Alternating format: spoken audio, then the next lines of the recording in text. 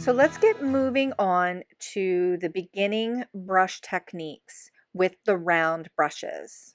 So one of the fundamental things I want to share in this section is all of the different ways we can make the round brushes work to create different petals and leaves and different sizes of petals and leaves. So I'm going to be sharing all of the different sizes that we can get from the 8, 10, and 12 round brush. So right here I have the size 8, and with the round brush it comes to a really sharp point, so you have the opportunity to put more pressure on the brush and get different line weights and different sizes of the petals. So you can see in the first one I put just a little bit of pressure on the brush and I got a smaller effect.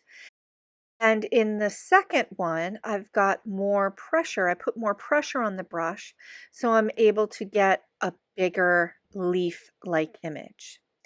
So in this third one, I'm going to show you how I come in. Now, this brush gets super, super juicy.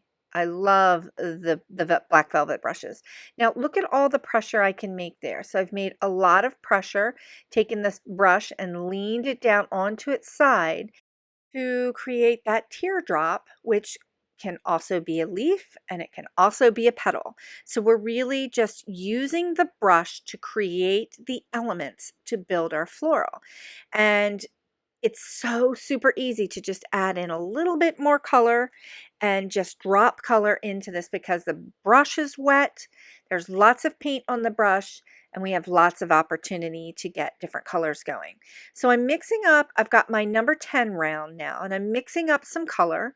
You can see that brush is super juicy, super wet, and it is a number 10, and I'm going to show you how you can get a super thin line and then another little thicker line, and depending upon the pressure you put on the round brush, you can get different kinds of line weights. So you can see me here putting a lot more pressure, so I can go from that smaller line weight to a little bit more of a medium sized petal, and then even more pressure on the brush.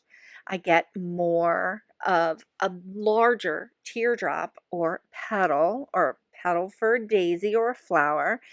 And because everything is still super wet and super juicy, I'm able to just dip into another color and tap that right in and get a lot of different flow going with the watercolor. And this is just so super simple. One of the things I think that people find challenging about watercolor is getting the effects that you want to get. But really, if you put some of the energy into what you can do with the brushes you have, you can create a lot of different effects. And that's why we're spending quite a bit of time in the beginning here talking about the different brush techniques that we can do with the 8 and the 10 and the 12 round brush.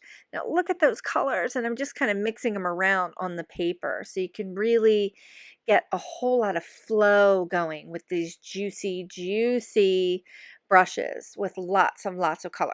Okay, so now let's move on to the 12. And this is the larger brush in the combination of the 8, 10, and 12. And I'm getting it super juicy with that violet color. And you can see I'm just dipping it in there and it's wet. The brush is very wet, and I'm adding a lot of pigment to my brush because I want a nice flowy solid that I can add a lot of water and add some other color to.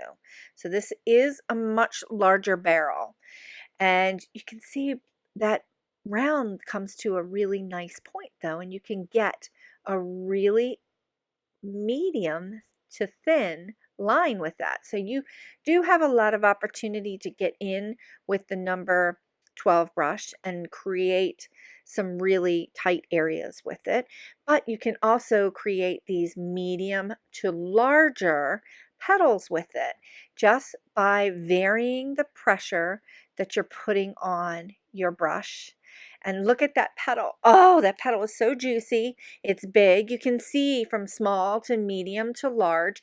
And these techniques are going to be really valuable as we move along into the other, creating the flowy florals, and also building and creating the petals, the fillers, and the daisy. So just remember, all of these different petals were created with just different sizes of the round brushes, the 8, the 10, and the 12. So using different pressures on the brush, you're able to create different petal sizes. And when we nest those petal sizes together, we can begin to create different floral combinations. And I love that 12. So I'm going to show a couple other things that we can do with that size 12 round. And when you're looking for a brush that is in the round, a round brush, you really are looking for a brush that'll come to a nice tip. So you can see that I dipped that brush into the violet, the quinacridone violet, and then I also, at the very last second, I tipped it into my Hansa yellow, just so I could do a little bit of color mixing on my brush that transferred over into the technique. So this, you could definitely just kind of create that leaf shape and color it in, but it's so much more organic and more flowy when you take your brush and vary the pressure that you're putting on your brush to create the leaves and the petal shapes. It's just so juicy. So all of that water is still on there, and you can see I've just added some color and I'm mixing it together right on the paper just by lifting up the paper and flowing it around.